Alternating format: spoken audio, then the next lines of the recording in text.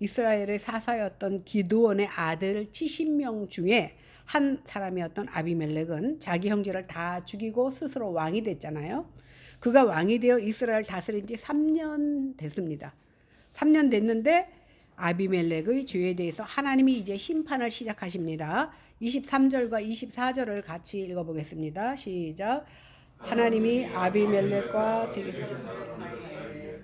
악한 영을 보내심에 세겜 사람들이 아비멜렉을 배반하였으니 이는 여룻바알의 아들 70명에게 저지른 포악한 일을 갚되 그들을 죽여 피 흘린 죄를 그들의 형제 아비멜렉과 아비멜렉의 손을 도와 그의 형제들을 죽이게 한 세겜 사람들에게 돌아가게 하심이라. 하나님이 아비멜렉과 세겜 사람들 사이에 악한 영을 보내셨다 이렇게 말씀했는데 우리는 이를 문자적으로 이해하면 안 됩니다.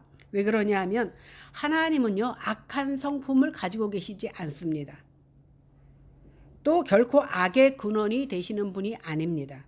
다만 당신의 주권적인 섭리 하에서 악한 세력을 활동할 수 있도록 용인해 주시는 겁니다. 그 예를 우리가 어디서 볼 수 있냐면 욥기에서 찾을 수 있습니다. 사탄이 욥을 당신이 그렇게 복을 주니까 욥이 잘 섬기는 거지 만약에 그가 어려움을 당해도 잘 섬기겠습니까 했을 때 그를 시험하되 생명은 건드리지 말라고 허용해 주십니다. 이런 허용을 말하는 것이고 예수님도 사단에게 시험 당하셨잖아요. 이렇게 악한 영을 허용하신 것이지 하나님께서 악한 영을 그들에게 넣어주신 것은 아니라는 겁니다. 세겜은 므낫세 지파예요. 세겜은 아까 겜 그랬는데 세겜은 므낫세 지파에 속한 땅입니다. 아비멜렉과 세겜 사람들이 그 외가 친척지간이기 때문에 아비멜렉이 이스라엘의 왕이 되는데 세겜 사람들이 큰 공을 세웠습니다. 그런데 세겜 사람들은 누가 하나님의 뜻에 맞는 사람입니까? 묻지도 않고 또 우리에게 이익을 자기네 이익들만 생각하며 아비멜렉 우리의 고륙인 아비멜렉이 왕이 되면 우리가 손해볼 게 하나도 없다라고 생각해서 아비멜렉을 왕으로 결정했습니다. 그러나 하나님의 뜻과 상관없는 왕 그리고 하나님이 허락하시지 않은 이 관계는 결국은 불화의 씨앗이 되고 그것이 허용됨으로 인해서 결국은 세겜 사람들이 그 아비멜렉 고륙 아비멜렉을 배반합니다. 이를 통해서 역사를 주관하시는 분이 하나님이시라는 것. 우리가 당장 보면 내 마음대로 안 돼. 저 악한 사람은 빨리 내 앞에서 사라지면 좋겠는데 마음대로 안 될 때가 있지만 결국은 하나님께서 하나님이심을 보여주는 사건이 생긴다라는 겁니다. 이제요. 사람들이 포도를 수확해서 포도주를 만들어서 술을 마시면서 신당에서 잔치를 하는 이교 축제를 벌입니다. 우리가 창세기에서 나오고 쭉 나오지만 이교 축제는 아주 호화찬란합니다. 그리고 거기서 아주 문란한 일들이 많이 벌어집니다. 그때 가알이라는 사람들이 자기 친척들과 등장합니다. 그런데 세겜 사람들이 이 가알을 아주 신뢰하고 따르게 됩니다. 이 가알이 에벳의 아들이다 그랬는데 에벳이라는 뜻은 뭐냐면 종이라는 거예요. 아비멜렉은 뭐라 그랬죠? 우리 아버지는 왕이다. 그러니까 왕, 여기는 종. 그런데 사실은 아비멜렉도 그를 추적해 보면 누구의 아들이죠? 하녀 그리고 첩의 아들입니다. 아비멜렉이 세겜 사람들을 설득할 때 혈연 관계를 중요시하면서 설득했던 것처럼 이렇게 그 혈연 관계로 규합을 했는데 이 가알은요 연애를 베풀고 아주 그 분위기를 잘 맞추는 사람이었던 것 같아요. 그래갖고 인기를 한꺼번에 얻습니다. 이제 하나님께서는 두 가시나무 지난주에 나무들의 왕에 대해서 생각해 봤잖아요. 가시나무 깜도 안 되는 가시나무 둘이서 이제 전쟁을 벌이는 모습을 우리가 보게 됩니다. 이 가알이요 새롭게 등장해서 사람들을 선동합니다. 야 아비멜렉이 누구길래 우리가 그를 섬겨야 되느냐. 이 백성이 내 수하에 있었더라면 내가 아비멜렉을 제거해 버릴 텐데 그리고 큰소리 칩니다. 그래서 아비멜렉에게 뭐라고 얘기하냐면 너희들 군대를 지원해서 와라 싸우자는 겁니다. 가알이 가알의 말을 들은 세겜의 그 방백 수불은요 기분이 굉장히 나빴지만 아까 방백의 수불은 누구라 그랬죠? 아비멜렉의 신하거든요. 이 신하가 들으니까 굉장히 기분이 나빠. 그래서 일단은 가알의 편인 척하고 가알의 편을 들어줍니다. 그리고는 은밀하게 아비멜렉에게 편지를 보내서 빨리 군사를 이끌고 오라고 청합니다. 그래서 아비멜렉이 밤중에 몰래 매복해서 쳐들어옵니다. 34절 35절을 보겠습니다. 시작. 아비멜렉과 그와 함께 있는 모든 백성이 밤에 일어나 넷대로 나누어 세겜에 맞서 매복하였더니 에벳의 아들 가알이 나와서 성읍 문 입구에 설 때에 아비멜렉과 그와 함께 있는 백성이 매복하였던 곳에서 일어난지라. 이 아비멜렉이 군대를 넷대로 나눠 가지고 포위한 뒤에 쳐들어가니까 멀리 산에서 내려오는 군대를 보고서요, 가알이 옆에 있는 수불 장군에게 산에서 지금 군인들이 내려오는 것 같지 않아요? 이렇게 물어봐요. 그러니까 밤이니까 잘 몰랐던 거야. 그러니까 그 수불이 뭐라 그러냐면 가알을 안심시켜서 여기까지 무사히 오게 해야 되잖아요. 그러니까 제가 보기에는 시커먼 사람이 아니라 산 그림자 같이 보이는데요, 이렇게 말을 해. 그런데 또 다른 쪽을 보니까 두 군대가 이쪽으로 다가오고 있습니다. 한 부대는 바트로에서 쳐들어오고 한 부대는 그 이름이 무오느님 상수리 나무길로 양쪽으로 쳐들어와. 그러니까 이 사람이 어떡하지 하고 있는데 그때야 수불이 뭐라 그러냐면 가알에게 나가서 싸워라. 어느 정도 이제 온 곳을 확인하고 이제 나가서 싸워라 이렇게 부추깁니다. 38절을 보겠습니다. 시작. 수불이 그에게 이르되 내가 전에 말하기를 아비멜렉이 누구이기에 우리가 그를 섬기려 하던 그 입이 이제 어디 있느냐.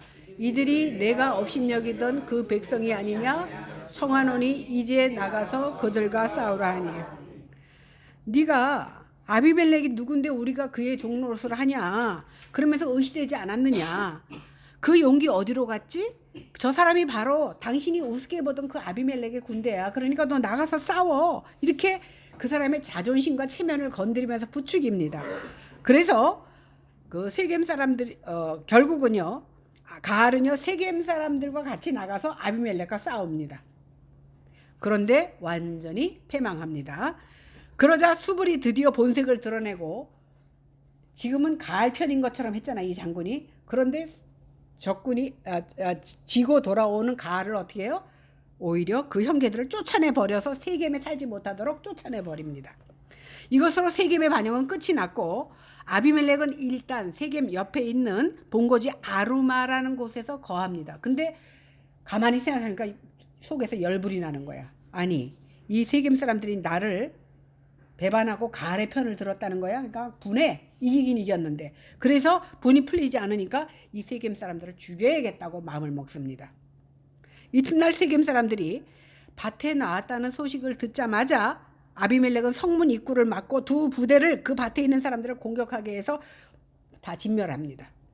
그리고 그거로도 불이 또 안 풀려. 아직도 남아있으니까 세겜 사람들이. 그래서 성 안에 들어가서 닥치는 대로 무조건 죽입니다. 그리고 나서 소금을 뿌립니다. 소금 뿌린다는 건 뭐냐면 그 땅을 저주한다는 뜻이에요. 밭에다가 소금을 잔뜩 뿌려보세요. 그 밭에 작물이 자라지 않습니다. 그러니까 너희들을 완전히 초토화시키겠다라는 마음으로 아주 소금밭을 만들어버리고 그것을 본보기로 보여준 겁니다. 그래서 남은 세겜 사람들이 야, 우리도 잘못하면 죽겠구나 이런 생각이 드니까 망대로 도망갑니다. 그리고 망대에서 여기서는 엘브릿 그랬는데 엘브릿이나 바알브릿이나 똑같은 말이에요. 엘브릿이라는 신전이 있었어요. 그 망대 속에 신전이 있었는데 이방 신에게 아비멜렉의 손에서 건져달라고 막 기도를 합니다. 생각해 보세요. 누구한테 기도해야 돼? 하나님께 기도해야 되는데 이방 신에게 구원해 달라고 기도하는 것뿐만이 아니라 같은 동족을 죽이겠다는 아비멜렉이나 그 아비멜렉으로부터 구원해 달라고 이방 신에게 구하는 세겜 사람이나 다 망하는 짓만 하고 있는 겁니다. 지금 이것이요 바로 이스라엘 전체가 얼마나 타락했는지를 보여주는 현장입니다. 이 소식을 들은 아비멜렉이 나무를 해다가 그 망대 안에 망대를 뺑 둘러서 나무를 해다가 놓고 불을 지릅니다. 그래서 죽은 사람이 남녀 1000명 정도가 됩니다. 이것이 끝이 아닙니다. 세겜 사람들이 이제 많이 죽었어요. 생으로 막 죽었잖아. 그런데 옆에 데베스라는 곳에 있는 사람들도 세겜과 한 통속이 돼서 서로 친하게 지냈거든요. 그러니까 데베스까지 죽여버려야겠다 생각합니다. 그래서 데베스로 쳐들어가니까 이 사람들도 또 망대로 도망을 가요. 왜 자꾸 망대로 도망가냐면, 망대라는 게 뭐냐면 이스라엘 사람들은요 그 마을 주변에 성을 쌓아요. 성을 쌓아놓고 산꼭대기에는 망대를 해서 만약에 성벽을 무너뜨리고 쳐들어오면 이제 망대로 도망가서, 망대에서 무기또 같은 데도 거기거든요. 망대에서 이제 버티면서 싸우는 겁니다. 그래서 데베스 사람들도 그렇게 망대로 피합니다. 그런데 어떤 일이 벌어지나 봅시다. 52절 53절입니다. 시작. 52, 53절. 아비멜렉이 망대 앞에 이르러 공격하며 망대 문에 가까이 나아가서 그것을 불사르려 하더니 한 여인이 맷돌 윗짝을 아비멜렉의 머리 위에 던져 그의 두개골을 깨트리니, 그냥 다 불에 타서 죽을 줄 알았는데 반전이 일어납니다. 아비멜렉은 데베스에서 망대에 올라간 사람들도 이제 세겜 사람들처럼 다 불질러 죽여버리려고 마음을 먹고 가까이 갑니다. 그런데 망대 위에서 한 여자가 맷돌 위에 있는 맷돌을 집어 던졌는데 딱 머리에 맞은 거야. 그래서 두개골이 깨져서 죽지는 않고 치명상을 입습니다. 시스라가 한 여인에 의해서 어이없이 여기를 맞아서 죽잖아요. 마찬가지로 이렇게 어이없는 죽음을 죽게 되었습니다. 이렇게 최후를 맞게 된 아비멜렉은요 죽는 순간에도 무엇을 생각하냐 하면 54절입니다. 시작. 아비멜렉이 자기의 무기를 든 청년을 급히 불러 그에게 이르되 너는 칼을 빼어 나를 죽이라. 사람들이 나를 가리켜 이르기를 여자가 그를 죽였다 할까 하노라 하니 그 청년이 그를 찌르매 그가 죽은지라. 그래도 자존심은 있어서 여자의 손에 죽었다는 말은 듣고 싶지 않은 거예요. 그래서 옆에 있는 소년에게 나를 죽이라고 합니다. 이것이 바로 택함받지 못한 사람들의 특징입니다. 죽음 이후에 하나님의 심판이 있다라는 것을 아는 이스라엘 민족이 하나님을 두려워하는 것이 아니라 끝까지 사람의 시선을 의식하는 겁니다. 이렇게 아비멜렉은 비참한 말로를 맞이합니다. 그리고 아비멜렉이 죽자마자 그 전쟁은 바로 끝납니다. 왜 그러냐면 아비멜렉을 쫓던 이스라엘 백성들이 데베스 망대에서 피신하여 최후의 저항을 하는 이스라엘 백성이나 그 주위에 있는 이스라엘 백성들이 이제 아비멜렉의 최후를 보면서 그제서야 뭐라고 생각하냐면, 여러분 생각해 보세요. 지지난주에 살아서 도망간 70형제 중에 한 요담이 산에 올라가서, 그리심산에 올라가서 말하지요. 그리고 저주를 하지요. 나무를 비유해서 저주를 하면서 결국 가시나무가 불타 죽을 것이다 라는 것을 말했잖아. 마찬가지로 세겜 사람들이 가시나무에 불탄 나무처럼 다 죽임을 당합니다. 그리고 어떻게 됩니까? 아비멜렉도 결국은 비참한 최후를 맞을 것을 저주한 그대로 요담의 저주가 응했다라는 겁니다. 결국 이 사람들은 뭐라고 얘기하냐면, 요담의 저주가 그대로 응했구나 이렇게 생각하니까 더 이상 하나님 앞에 대항하는 것밖에 되지 않으니까 전쟁을 마칩니다. 56절 57절입니다. 시작. 아비멜렉이 그의 형제 70명을 죽여 자기 아버지에게 행한 악행을 하나님이 이같이 갚으셨고 또 세겜 사람들의 모든 악행을 하나님이 그들의 머리에 갚으셨으니 여룻바알의 아들 요담의 저주가 그대로 응하니라. 이렇게 요담의 저주, 그러니까 요담이 자기가 감정에 의해서 한 저주가 아니라 하나님이 주신 감동 따라 한 그 저주대로 그대로 봉되었다는 겁니다. 그들은 다른 죄가 아니라 하나님의 뜻을 묻지도 않고 왕을 맘대로 세웠고, 아비멜렉은 자기가 왕이 되려고 아버지가 낳은 자기 형제들, 아무리 배가 달라도 아버지의 형제들 70을 다 죽여버린 겁니다. 이렇게 거기에다가 세겜 사람들은 어떻게 했어요? 그것을 후원하려고 신전에 있는 은들을 갖다가 줘서 결국은 조직폭력배를 해서 형제들을 다 죽였던 것을 우리는 기억합니다. 이렇게 후방에서 세겜 사람들이 지원했기 때문에 아비멜렉이 왕이 된 겁니다. 또 그 거사를 행한 아비멜렉을 돌아왔는데 죽이지 않고 왕으로 삼았습니다.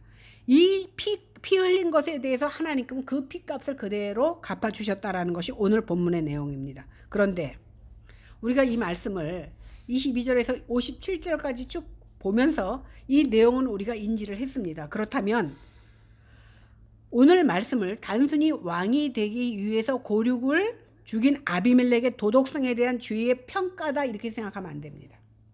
그런 차원에서 이해해버리면 우리는 그냥 역사를 보면 권선징악이구나 이렇게밖에 알지 못합니다. 이 말은 하나님께서 언약을 맺고 언약 백성으로 삼으신 이스라엘 백성들에게 일어난 일이라는 것을 우리는 알아야 돼요. 왜 그러냐 하면 하나님께서는 온 세상을 구원할 제사장의 나라로 이스라엘을 선택하셨고 그러기 위해서 애굽에서 구원해 내셨습니다. 그러므로 이스라엘 백성들은 마땅히 하나님이 베푸신 크신 은혜를 기억하면서 내 사명대로 그 일을 감당해야 됩니다. 그래야 마땅했던 사람들입니다. 그런데 이스라엘은 하나님이 주신 사명과 은혜를 잊어버리고 이방 나라와 다를 바 없는 모습으로 끝까지 살았습니다.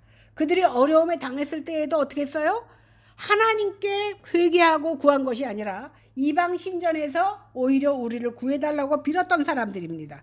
이렇게 아비멜렉은 자기 야망을 위해서 왕이 되고자 했고 세겜 사람들은 자신의 행복과 안녕과 풍요를 위해서 자기 골육을 왕으로 세웠습니다.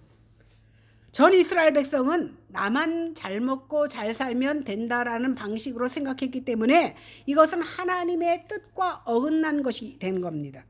이런 식으로 기드온의 집안이 몰락했고 왜 몰락했는지와 상관없이 아비멜렉의 악을 묵인한 것. 그러니까 우리는요 악을 보고 묵인하는 것도 결국은 동조한 거와 마찬가지라는 겁니다. 기드온이요 물론 나중에는 하나님 앞에 잘못한 것도 많지만 믿음으로 전쟁에서 이스라엘을 7년 동안 미디안의 압제에서 고생했던 곳에서 구원하였는데 그것에 대한 관심도 없고 오직 뭐 너야 어떻게 되든 말든 니네 식구들이야 어떻게 됐든 말든 나만 잘 먹고 잘 살면 된다라는 그 이기적인 목적을 이루고자 하는 욕망이 있었기 때문에 결국은 70명의 형제를 다 죽였고 그것을 묵인했던 겁니다. 이것은요 하나님의 구원의 은혜를 망각한 정도가 아니라 하나님의 구원의 은혜에 대해서 반기를 든 겁니다. 그러므로 하나님께서는 이런 그들을 결코 그대로 놔두실 수가 없었습니다. 그래서 아비멜렉과 세겜 사람들 사이에 악한 신을 보내서 서로 치고받고 싸워서 저희들끼리 죽이게 만들었어. 옛날에는 이방인들에게 허용했던 그 일을 이스라엘 안에 허용해서 사사라는 사람이 오히려 자기 민족을 죽여버리고 그리고 가시나무 둘이 나타나서 결국은 치고받고 죽이는 그런 일들을 해서 결국은 다 망하게 만든 거예요. 양쪽을 다 망하게 만들었어. 그래서 하나님께서는 죄를 징벌하시고 보응하심으로써 하나님이 이스라엘의 온전한 하나님 되시고 왕 되심을 보여준 겁니다. 결국은요 다 쥐어 터지고 죽고 나서야 이스라엘 백성들은 이것이 하나님의 뜻이구나라는 걸 깨닫는 어리석은 민족이라는 사실입니다. 이렇게 하나님의 왕권을 거역하고 도전하고 하나님의 사명을 거스르면서 살게 될 때는 지금은 아닌 것 같아도 결과적으로는 좋지 못한 심판이 우리 앞에 있다라는 사실입니다. 오늘 본문을 통해서 우리는 우리가 섬기는 하나님과 사사기 시대의 하나님이 다르다고 생각합니다. 구약 시대의 하나님은 심판의 하나님, 신약 시대의 하나님은 용서하시는 하나님, 사랑의 하나님이라고 생각합니다. 그러나 이 시대의 하나님도 여전히 공의도 행하시고 사랑도 행하시는 하나님이라는 사실입니다. 많은 크리스찬들이 어떻게 생각하냐면 불의를 행한 그 믿는 자들을 볼 때에 그냥 눈 감아줘. 왜? 은혜로 덮자. 사랑으로 덮자. 말은 그럴듯하지요. 그것은 은혜도 아니고 사랑도 아닙니다. 불의에 대해서 자기의 소견대로 하나님이 허락하시는 그 소견대로 하는 것이 의지, 불의를 눈 감아주는 것이 은혜요 사랑은 아니라는 말입니다. 그러므로 우리 교회가요 또 우리 교회의 지체 한 사람 한 사람인 우리가 교회 사명과 자신의 존재 목적을 잊어버리고 하나님의 통치를 거부하면서 자신의 행복만을 추구하고 산다면 하나님은 반드시 그것에 대해서 공의로 심판하실 거라는 겁니다. 결국 하나님께서는 각 사람이 행하신 대로 갚습니다.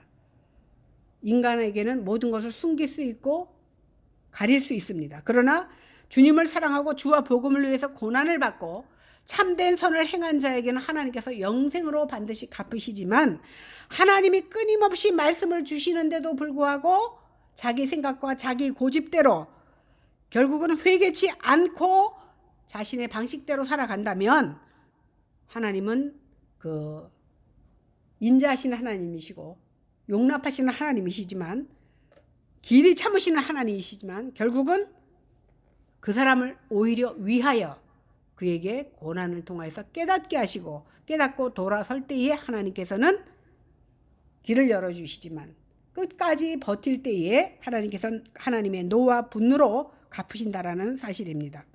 그러므로 사람이 무엇으로 심든지 그대로 거두게 되어 있습니다. 자기의 육체를 위하여 심는 자는 육체로부터 썩어질 것을 거두고, 성령을 심는 자는 어떻게 됩니까? 성령으로부터 영생을 거둡니다. 이것이 영적인 추수의 방법입니다.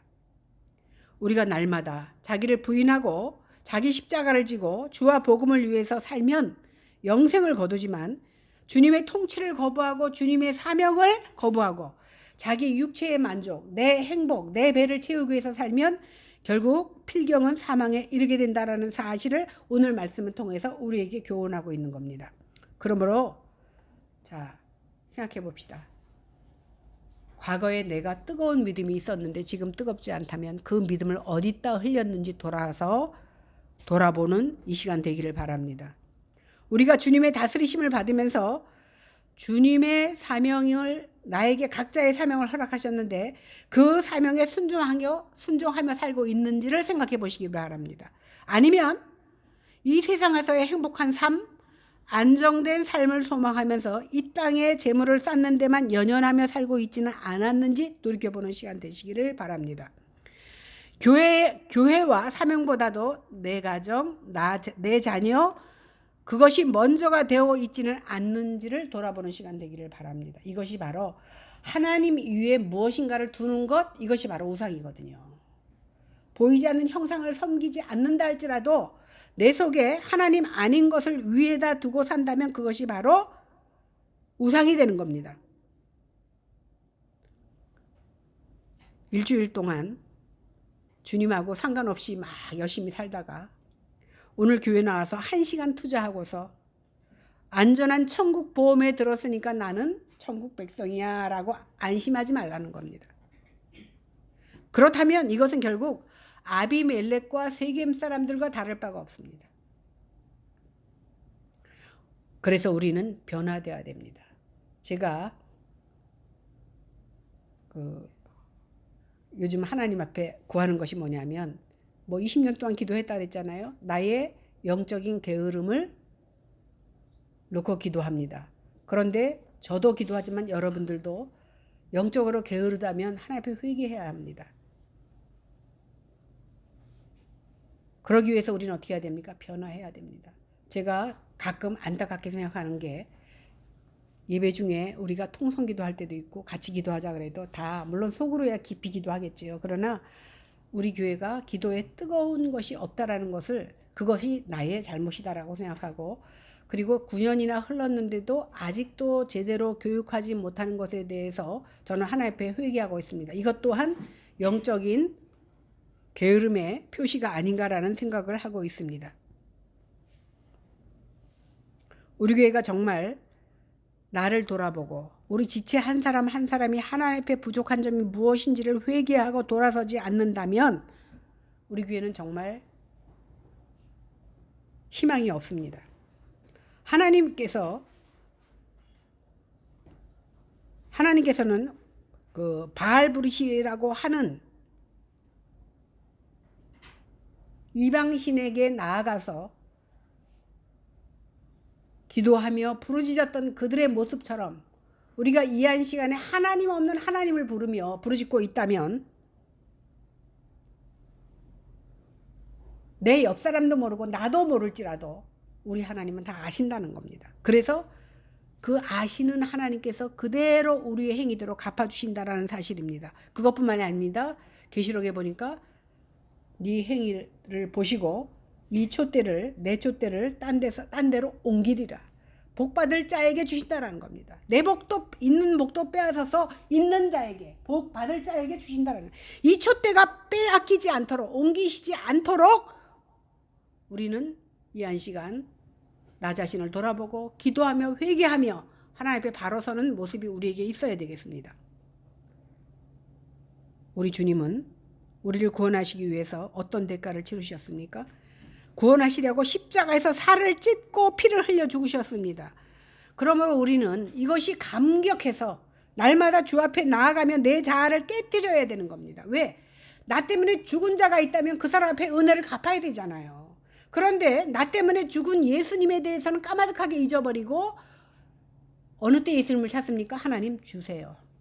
이거 해결해 주세요. 저것도 주세요. 내 자식 복 주세요 할 때 사업을 번창하게 해주세요. 그럴 때 주님 찾아. 주님은요. 그럴 때만 찾는 주님이 아니라는 겁니다. 정말 내가 주님을 위해서 이 적은 교회지만 내가 무엇을 할 것인가를 기도할 때 주님 내가 이 재단을 위해서 무엇을 해야 할까요? 라고 기도할 때 주님을 찾아보십시오. 그리고 주님께서 주시는 그 감동 따라 나는 귀찮고 싫지만 하나님 앞에 순종하는 여러분들이 되시기를 바랍니다. 그러기 위해서는 십자가 앞에 나아가서 매일 기도하며 내 자아를 깨뜨려 버리고 주님이 원하시는 삶으로 나아가야 된다는 겁니다. 이렇게 자기를 부인하고 자기 십자가를 지지 않고서는 절대 주님을 따를 수가 없습니다.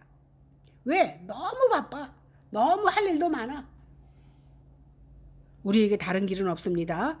하나님이 주시는 은혜로 날마다 말씀과 기도를 통해서 내가 주님의 통치를 받아야 하나님의 백성인 겁니다.